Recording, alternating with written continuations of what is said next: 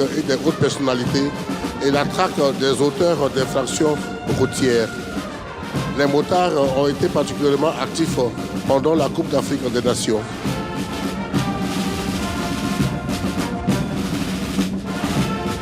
Quant aux motards des douanes ivoiriennes, leurs missions sont entre autres la traque des contrebandiers et les escortes douanières. Dans quelques instants, devant vous.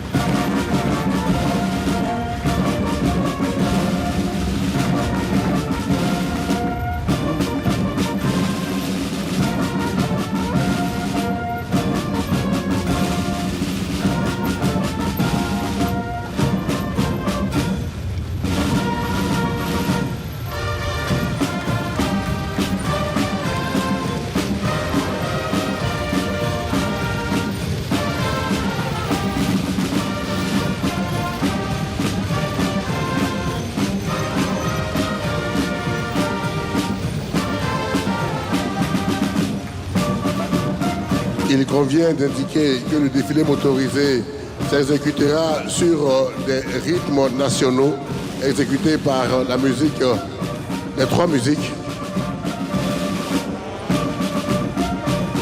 Et la rame des douanes ivoiriennes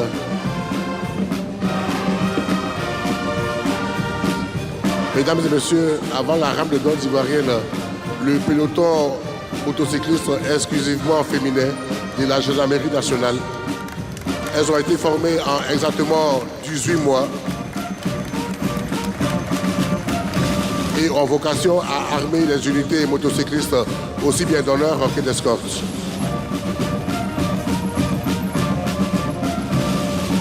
La Direction générale des douanes a renforcé son dispositif de surveillance des fronts lagunaires et maritimes avec des embarcations rapides. Mission, combattre la fraude et la contrebande sur les plans d'eau et les côtes et effectuer des patrouilles de présence.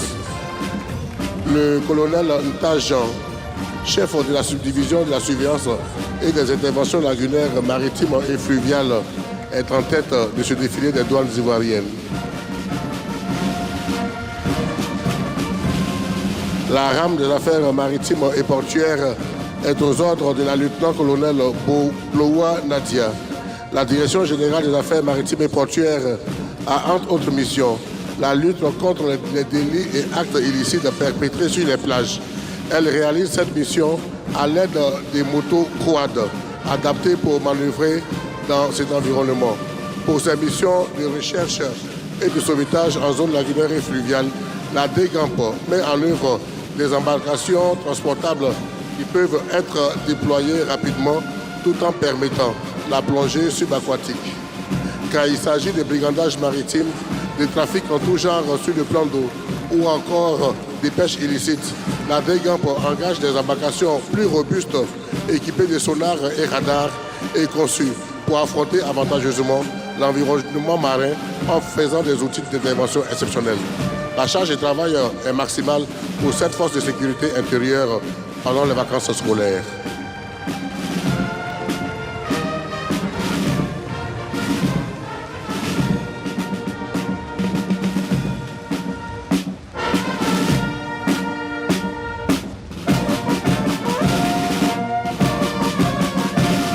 Les moyens de la police nationale sont déployés à travers 3 rames, comprenant aussi bien des moyens d'intervention du maintien de l'ordre que de lutte contre la grande criminalité et de lutte contre le terrorisme.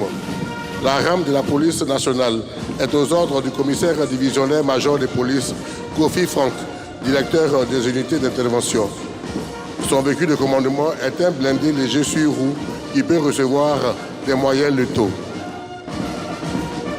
Et la première rame de la police nationale est constituée de la toute récente unité de ce grand commandement, police recours, créée le 20 décembre 2022 et dont la mission est de proposer une sécurité de proximité en œuvrant à la prévention de la commission des délits et crimes. Cela à travers une présence visible dans les endroits fréquentés des grandes villes. La rame des véhicules est aux ordres du commandant de cette unité, le commissaire de deuxième classe, Kone Karim. Les moyens roulants qui arment cette police recours sont essentiellement de la gamme commerciale du fait de leur usage urbain. Point fort, maniabilité, vitesse et souplesse d'emploi.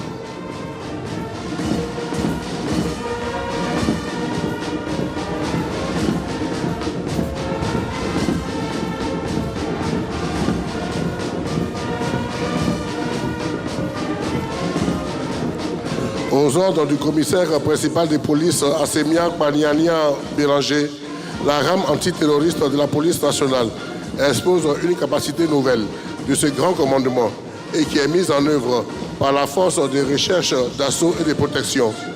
Dans la mise en œuvre de son contrat opérationnel, la frappe engage des moyens adaptés au combat des localités, offrant protection sous blindage et qui dispose des capacités feu, atouts essentiels, vitesse de projection et souplesse d'emploi.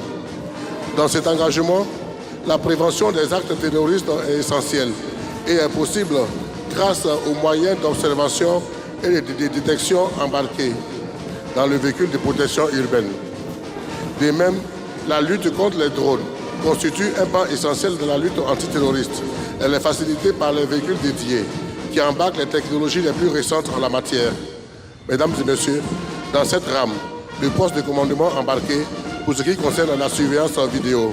Ces moyens ont été mis à contribution lors de la récente Coupe d'Afrique des Nations pour la coordination entre les 5 villes hôtes de l'événement.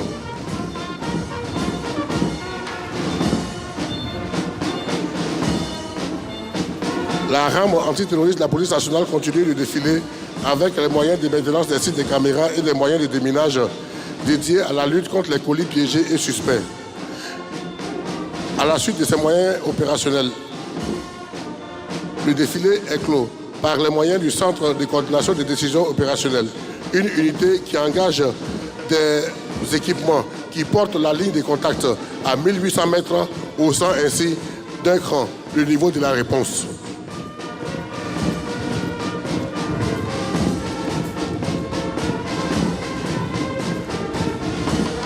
Le commissaire principal de police, Diaby Issouf, précède la rame du maintien de l'ordre de la police nationale qui a la capacité de graduer le niveau de réponse en fonction de la nature du trouble à l'ordre public.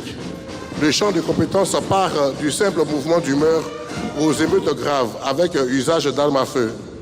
La mise en œuvre de ce contrat opérationnel s'appuie sur des engins aptes à évoluer en situation dégradée et qui peuvent recevoir des armes létales au besoin.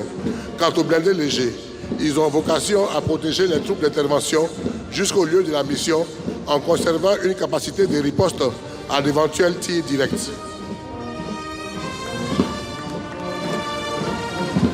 Le premier dispositif permet aux autres intervenants de prendre la relève, ceux en charge de la gestion des foules dont les véhicules d'une capacité de 12 hommes permettent un stationnement prolongé en environnement volatile. En clôture du défilé de la police, le véhicule lance-eau, décisif face aux foules les plus survoltées, peut également délivrer des gaz lacrymogènes. Et au cas où les manifestants voudraient l'incendier, le VLE dispose de façon autonome des moyens d'éteindre le feu.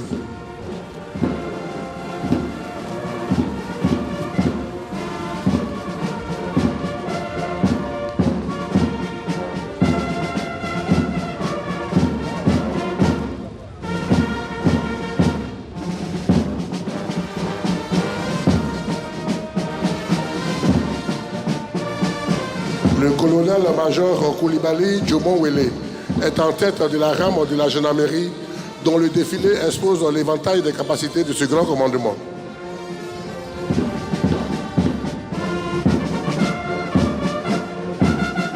La première sous-rame est dédiée au maintien de l'ordre de la gendarmerie. Elle défile en arrière du chef d'escadron, Touré Mouloud. Les moyens qui vont se succéder à ce défilé montrent la gradation dans l'usage de la force.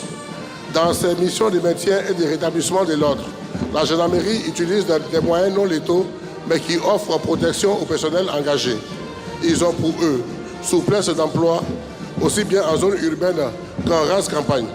Et en fonction de l'environnement, des moyens plus robustes peuvent être engagés, lesquels peuvent être dotés selon la menace d'armes acoustiques, des réducteurs de barricades et des lanceurs de grenades en appui aux unités mobiles. Pour le rétablissement de l'ordre, le fourgon lance-eau se révèle particulièrement utile pour disperser les rassemblements les plus hostiles, réduire les abattis afin de rétablir la circulation. Le fourgon est doté d'un dispositif d'auto-extinction, un atout précieux en situation dégradée. Et quand vient à s'élever le niveau d'hostilité, mesdames et messieurs, le blindé Springbok vient rappeler que force doit toujours rester à la loi.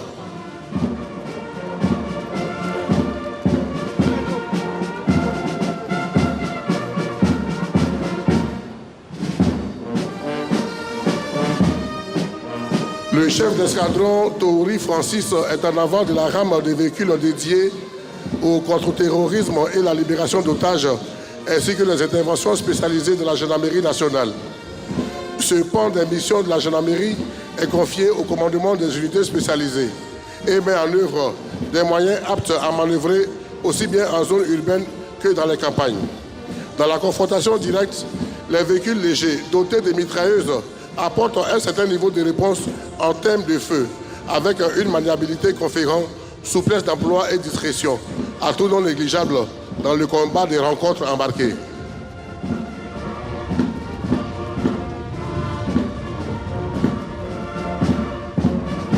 Les moyens nautiques constitués d'embarcations de dimensions variables permettent à la gendarmerie de remplir des missions dans les eaux intérieures. Interception d'embarcations suspectes, patrouille sur le plan d'eau, intervention et escorte sont quelques aspects des capacités que confèrent ces équipements.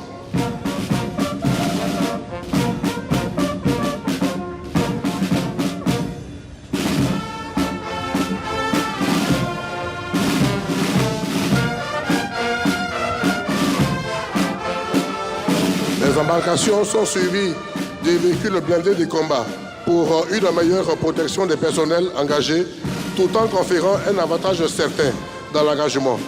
En arrière des moyens de combat défileront ceux de soutien médical, des contacts constitués d'ambulances tout-terrain qui permettent une prise en charge dès le lieu de l'affrontement.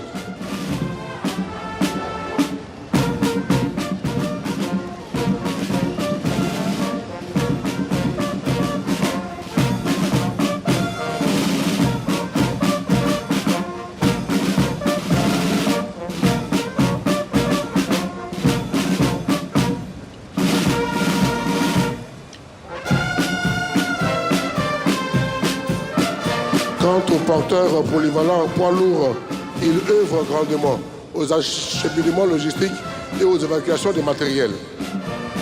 Mesdames et messieurs, le défilé de cette rame est clos avec le véhicule d'assaut en milieu urbain qui confère aux unités spécialisées des aptitudes à intervenir en hauteur, UIGN.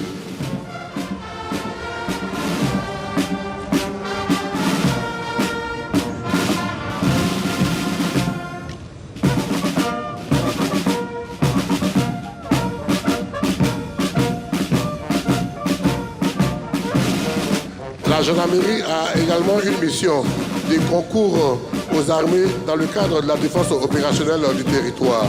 Le lieutenant-colonel Yao Etienne Nda défile en tête de la rame de la gendarmerie nationale consacrée à ce pan de la mission.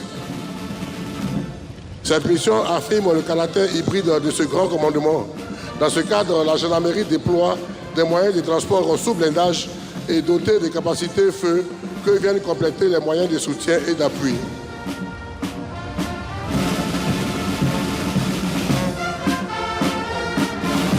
Les blindés sur roues s'adaptent parfaitement au théâtre qui requiert robustesse, protection contre les mines et tirs directs, en plus de disposer d'une grande capacité d'emport en personnel.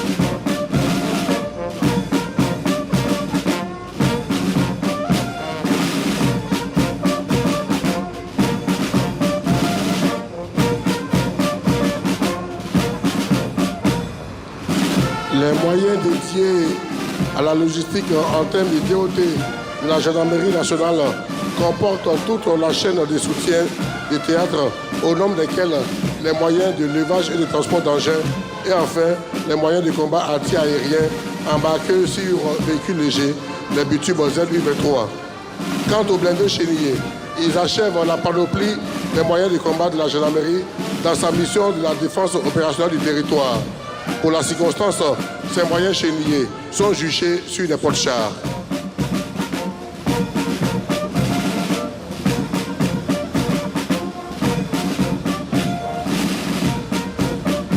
La rame médicale pour un soutien médical des contacts et la rame d'appui embarquée sur véhicule léger tout-terrain, le bitube ZU-23, efficace dans la lutte anti-aérienne à toute arme.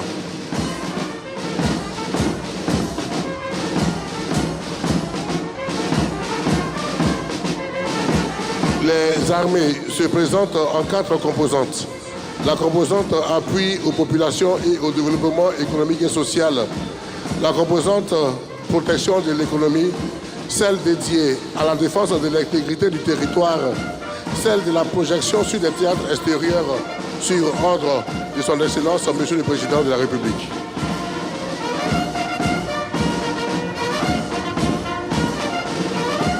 Et la première rame est intitulée Appui aux populations et développement économique et social. Le défilé de cette rame est articulé autour des moyens du groupement des sapeurs-pompiers militaires. Le lieutenant-colonel Kwaku Herman précède la rame du GSPM qui s'ouvre sur les motos de ce corps.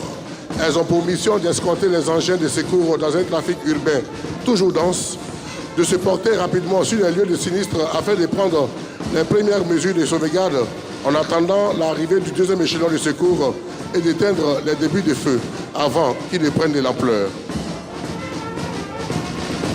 Les moyens et engins engagés dans le défilé exposent le large spectre des interventions que réalisent les soldats du feu sur les routes, dans les usines, sur les plans d'eau, dans les décombres et éboulements. Le prépositionnement des postes de secours en certains endroits permet au GSPM de gagner des délais dans le secours aux victimes. Au sein de cette rame, mesdames et messieurs, l'ambulance de réanimation grande capacité, un véritable hôpital ambulant d'une capacité de 8 victimes, qui embarque même un kit d'accouchement. Dans cette rame également, le groupe Sinophile, qui est engagé pour des missions de recherche sous décombres et les victimes ensevelies. Les Sinos ont été engagés à 12 reprises pour des effondrements à Abidjan et 2 fois à Yamoussoukro. La rame du 1er bataillon du génie est aux ordres du colonel Bakayoko Adama. Elle est la concrétisation de la restructuration de ce corps pour le recentrer dans ses missions initiales, plus précisément par la montée en puissance de sa composante travaux.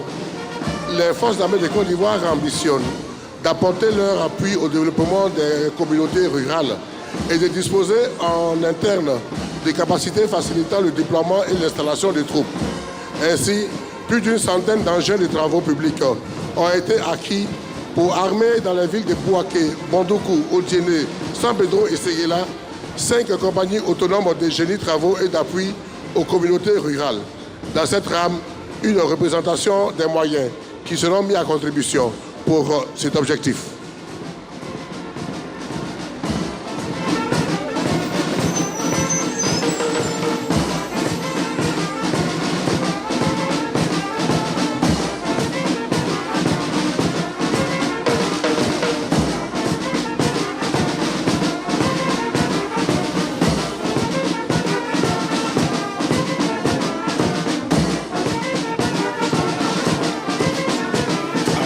Quoique ce ne soit pas son environnement naturel de travail, la Marine nationale prend part à ce défilé motorisé à travers certaines capacités en lien avec son contrat opérationnel.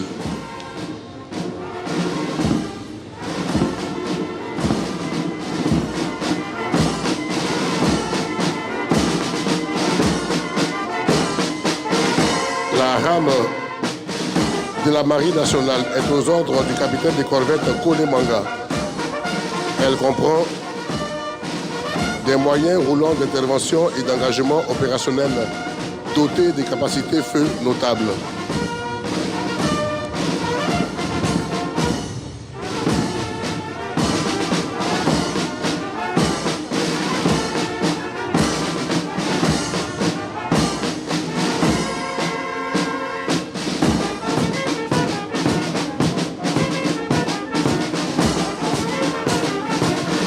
Elle comprend également des moyens d'observation aérienne embarquant des équipements d'observation et de déception particulièrement performants, propulsés depuis la terre ferme.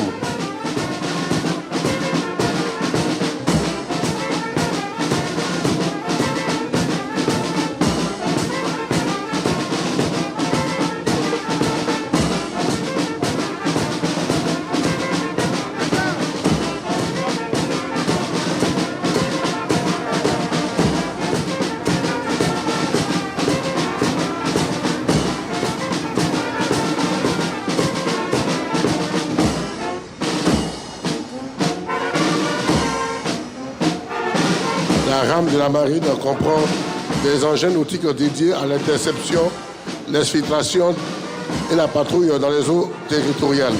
Ces embarcations de dimensions variables sont généralement opérées par les commandos marins.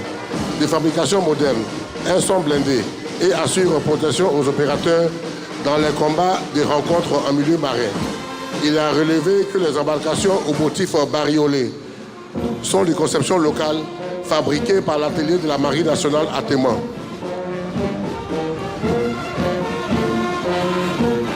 Le défilé de la marine est clos par l'engin d'élevage pour le carénage des navires.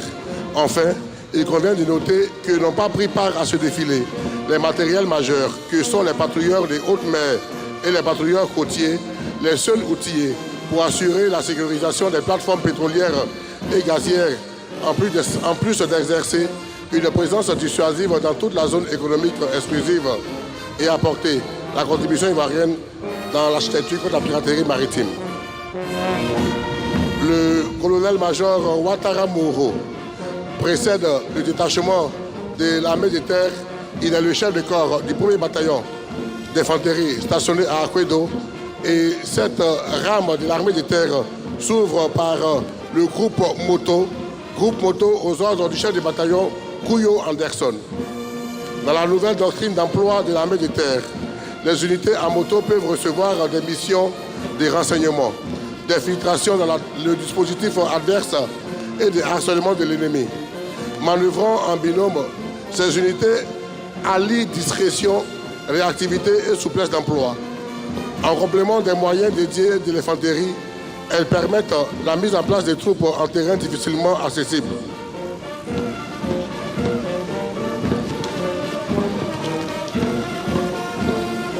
Mesdames et messieurs, le capitaine Balé Alfred Anissé conduit une sous-rame bien particulière. En arrière du peloton de reconnaissance, le détachement de déminage. Devant vous, les fameux engins blindés Husky qui ont construit leur réputation en Afghanistan. Leur acquisition reste un privilège. Il s'agit de véhicules dotés de systèmes de détection et de destruction d'engins explosifs enterrés. Leur mobilité et leur fonctionnement électromécanique permettent de ne pas freiner ou retarder la progression des troupes. Leur mission garantit la sûreté des déplacements amis sur le théâtre, ouvrir des couloirs dans les zones minées. Des conceptions sud-africaines et embarquant une technologie américaine, ces engins ont la capacité rare de pouvoir être reconstruits moins d'une heure après leur complète destruction.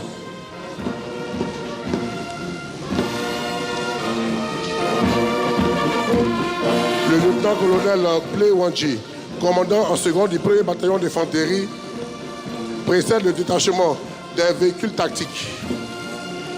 Ces moyens assurent aux unités d'infanterie une plus grande mobilité en plus de la souplesse d'emploi et de la réactivité, particulièrement efficace sur cibles terrestres et vecteurs aériens.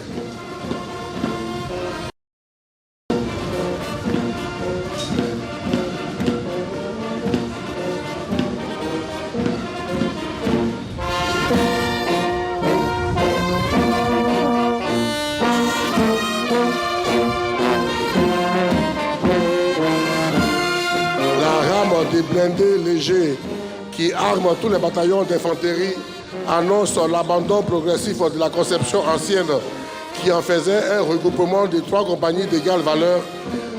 Désormais, chaque bataillon d'infanterie aura en son sein un sous-groupement mécanisé conférant aux combattants protection, vitesse et capacité feu.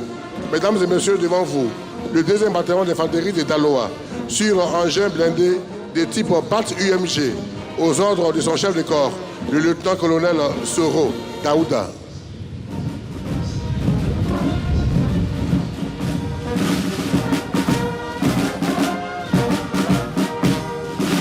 Malgré leur carrure impressionnante, ces engins ont la particularité d'être particulièrement silencieux.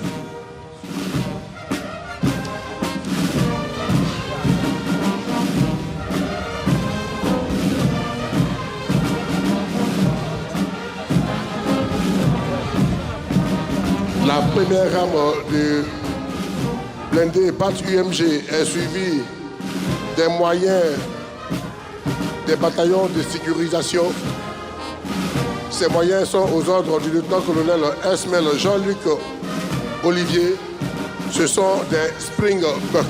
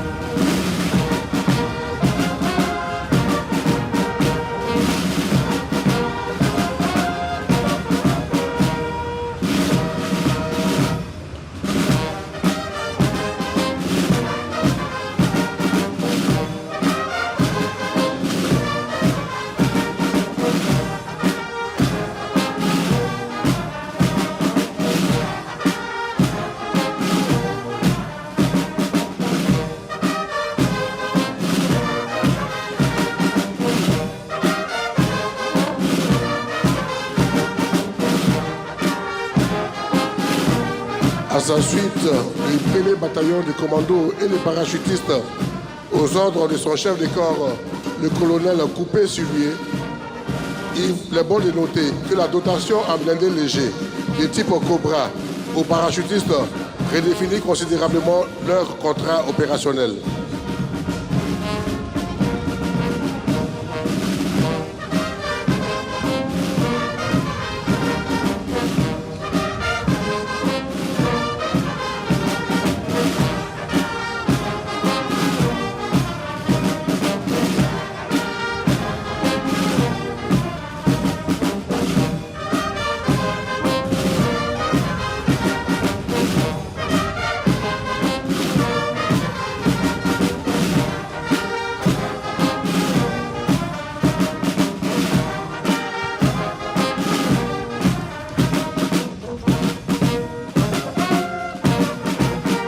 La rame à venir est un détachement d'appui mixte sol-sol, sol-air.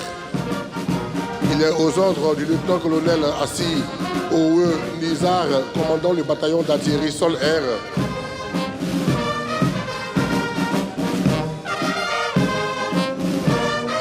Et les premiers véhicules que vous voyez, mesdames et messieurs, sont équipés des drones vautours qui permettent la surveillance et l'acquisition d'objectifs pour préparer efficacement les tirs amis et vérifier leurs effets.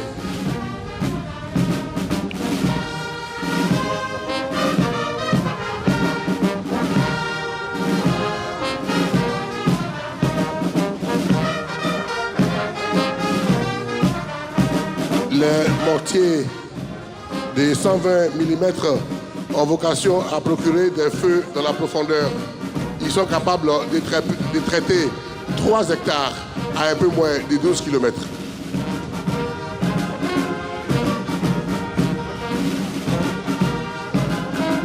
En langage militaire, traiter, ça veut dire détruire.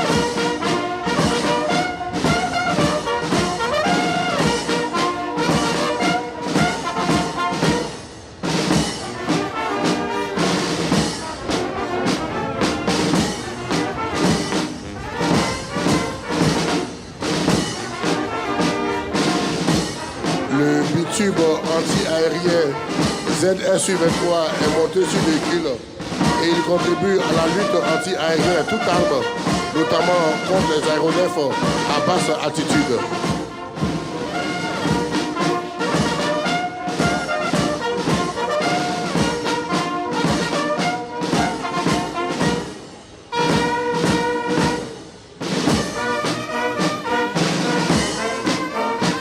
En arrière de la rame d'appui, la version tractée des bitumes ZU-23.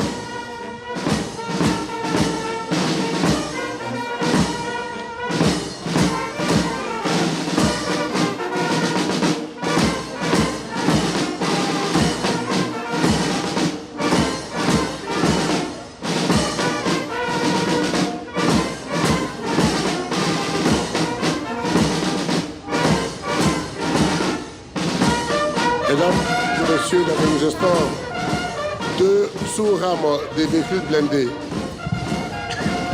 Ces rames sont aux ordres du chef de corps du 1er bataillon blindé, le lieutenant-colonel Ouattara André, constitués des blindés armés des canons de 30 mm et de 105 mm. Ces engins portent désormais la ligne des contacts respectivement à 4000 et 10 000 mètres. Ces caractéristiques leur confèrent la capacité d'emporter rapidement la décision dans l'engagement interarmes.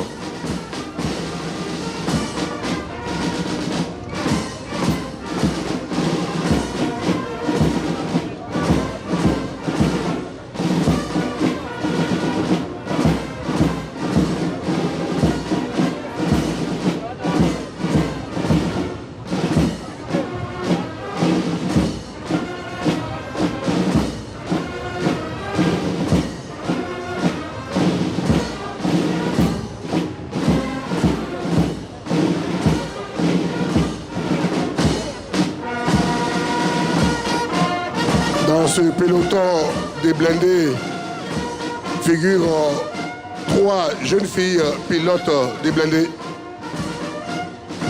2 au sein des canons de 30 mm et une au sein des canons de 105 mm, lesquels arrivent à présent. Ils sont particulièrement considérés comme des tueurs de chars en raison de leur puissance.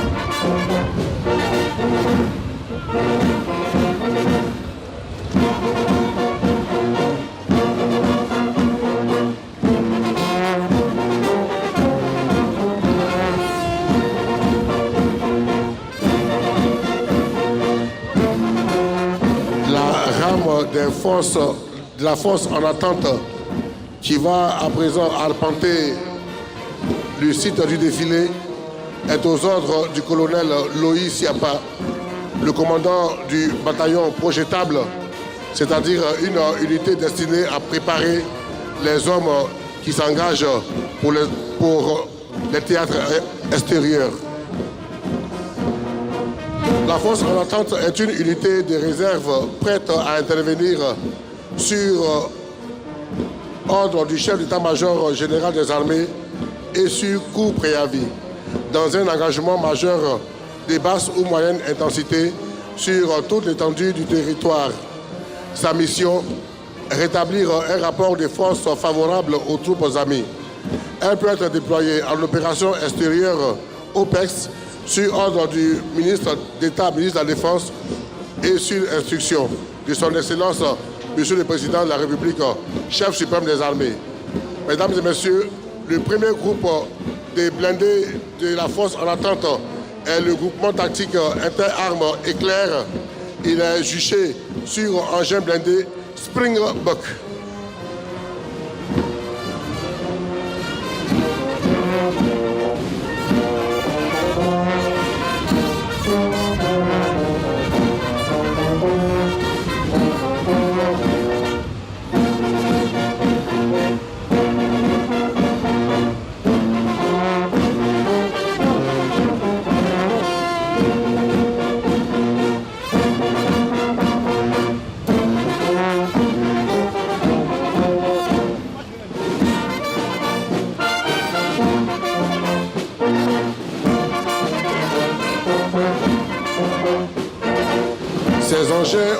niveau des blindages de niveau 4 et bénéficient de protection anti-mine. Ils sont armés des fusils mitrailleurs de 14,5 mm, efficaces jusqu'à 4200 mètres.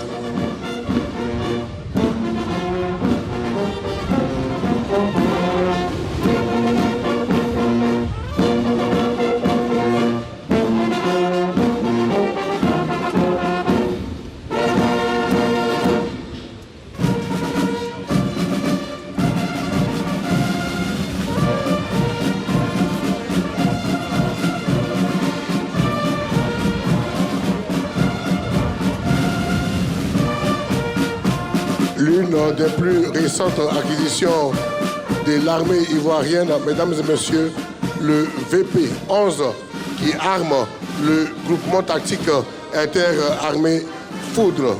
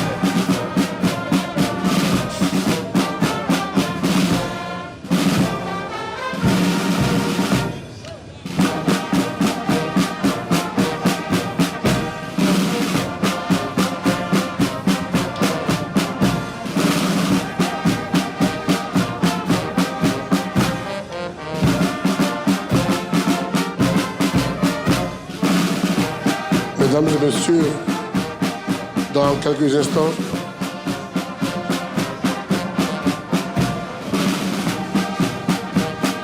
la rame des forces spéciales ivoiriennes, elle est conduite par le lieutenant-colonel Le Lion. Tour à tour, vous verrez la Task Force Recherche, la rame Patsas, la rame Alpha, et surtout la rame Mike en clôture du défilé motorisé des forces spéciales.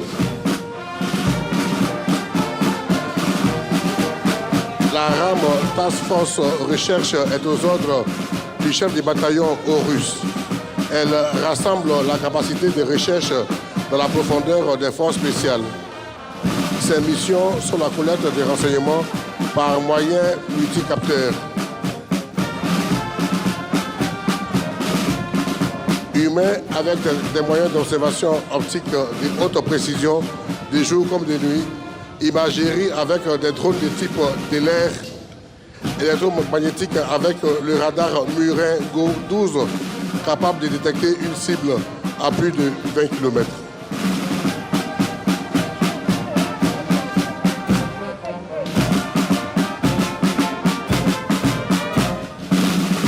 La deuxième sous-rame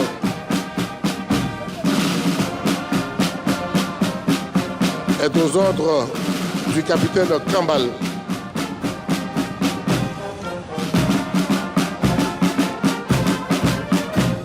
Les Patsas patrouilles stick action légère sont une unité légère avec une forte puissance de feu.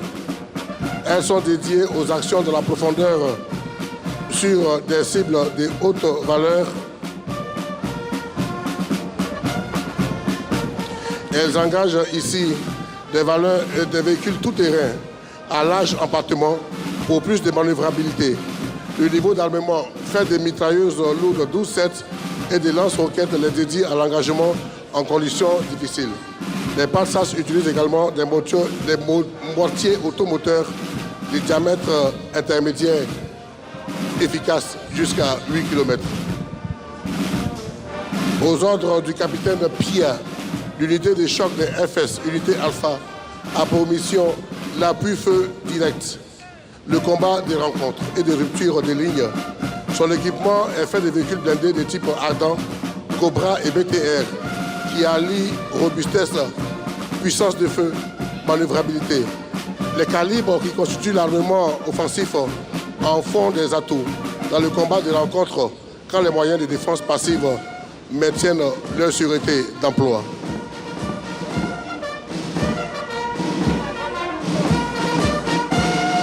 Devant vous, le binôme BTR. Avant de vous inviter, mesdames et messieurs, à observer attentivement la rame 4, la rame Mike.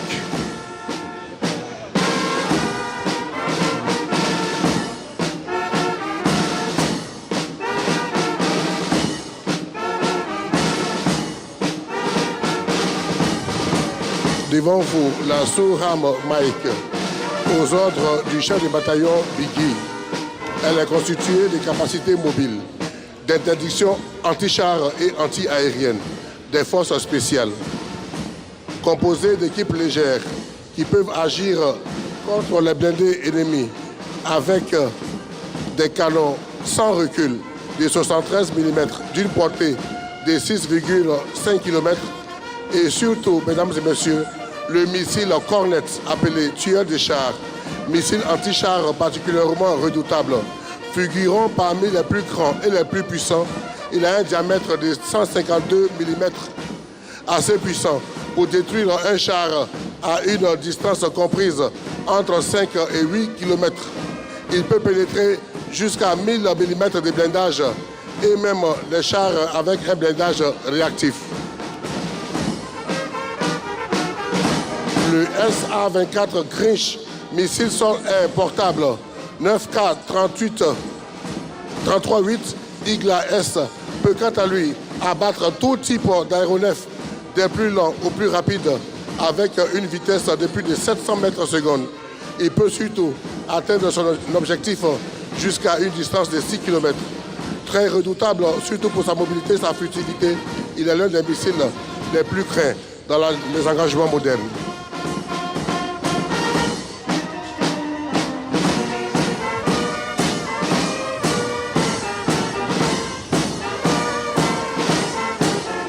L'on dit généralement que si la logistique dit non, l'opération doit être repensée. La logistique, facteur important dans la planification opérationnelle. Mesdames et messieurs, voici les moyens logistiques que l'armée de terre ivoirienne engage dans le cadre des opérations intérieures et extérieures. En tête de la rame de soutien, le chef de bataillon Mozaï Roméo de la division logistique et infrastructure de l'état-major général des armées.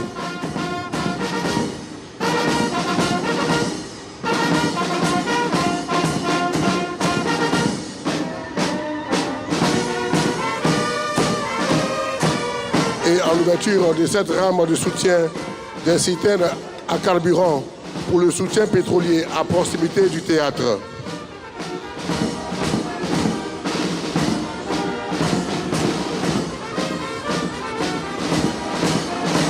Des camions fourgons pour le transport du matériel.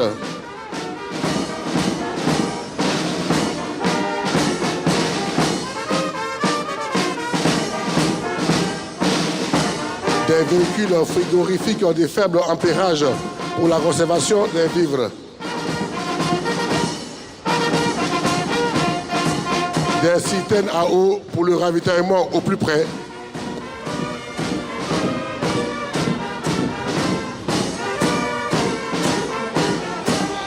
Des véhicules de transport logistique multitâches avec une capacité d'emport de 26 tonnes.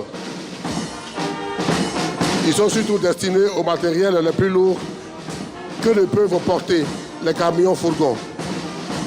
Il s'agit généralement des munitions d'artillerie. Ils portent généralement 4 conteneurs de 20 pieds, mais peuvent aussi transporter des véhicules, des citernes souples ou rigides. Quant au camion atelier, c'est un atelier mobile qui permet un soutien mécanique au plus proche de la ligne de contact. Il est compact et offre une dizaine de postes de travail dans un espace qui permet aux techniciens de maintenir la disponibilité opérationnelle, en plus d'avoir un niveau technique élevé.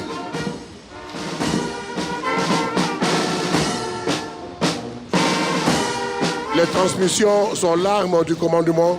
C'est le moyen par lequel le chef transmet ses ordres aux unités et également le moyen par lequel il peut recevoir les informations les plus utiles.